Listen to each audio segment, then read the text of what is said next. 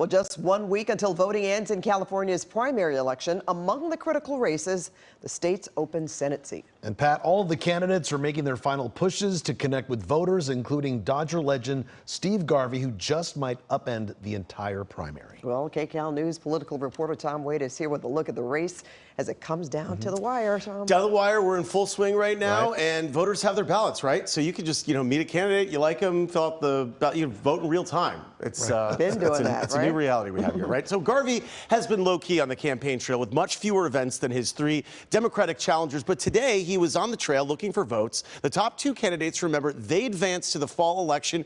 Garvey just might be one of them. Two other Democrats, though, are trying to stop him from doing it. Thank you, sir. Baseball great and GOP Senate candidate Steve Garvey campaigning in El Monte and picking up the endorsement of the El Monte Police Officers Association. I'm honored to be here and to receive the endorsement. Garvey is the only high-profile Republican running for the seat left open by the late Dianne Feinstein. Recent polls show him pulling in second place behind Democratic Congressman Adam Schiff. The top two vote-getters in the primary go on to compete in the general election. Garvey says he's gained support from voters who feel ignored. It's the people of California, wherever we've gone up and down the state, have said, Steve, thank you for running. We need somebody that could be a voice for us in Washington. Our elected career politicians aren't listening to us.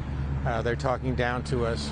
To stay in the top two, Garvey will have to fend off two other popular challengers, Democrats currently in Congress, Representative Katie Porter from Orange County and Representative Barbara Lee of Northern California. Lee also campaigning Tuesday evening, holding a virtual Get Out the Vote. Now we're at a critical turning point, as we all know, in our democracy, first of all. And this is a people-centered, people-powered movement. In last week's final debate before the primary, Porter trained her attacks on Schiff. Look, I'm different than Representative Schiff. He's taken corporate PAC checks. Schiff, meanwhile, has targeted Garvey, pouncing on Garvey's admission that he voted twice for former President Trump. What more do you need to see of what he's done to be able to say that you will not support him? Garvey was asked during his campaign stop Tuesday about whether his campaign will be hurt by being portrayed as a Trump supporter. I believe in free will and choice. You can choose to do whatever you want to do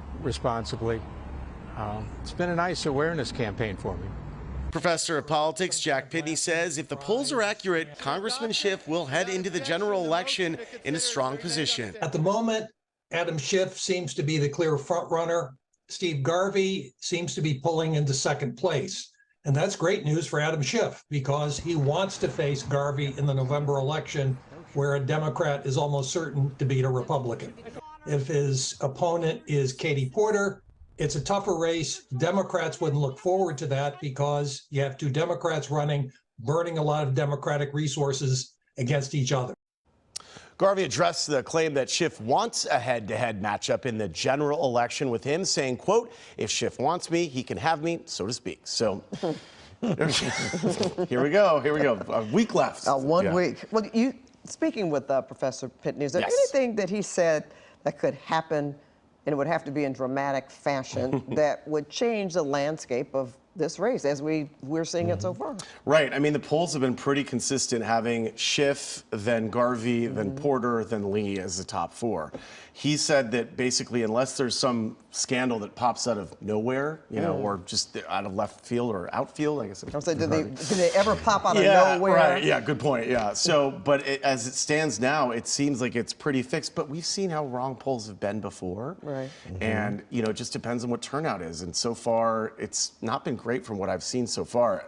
But it can change in a flash, right? Because people can bring their ballots and file them that day. Yeah, and they can send them that day too. So we may not know the outcome anyway until 10 days after election day. Exactly. And people always make jokes sometimes about California's election system, but we allow people to vote up until election day. We allow people to register to vote on election day and vote, and it's a great system.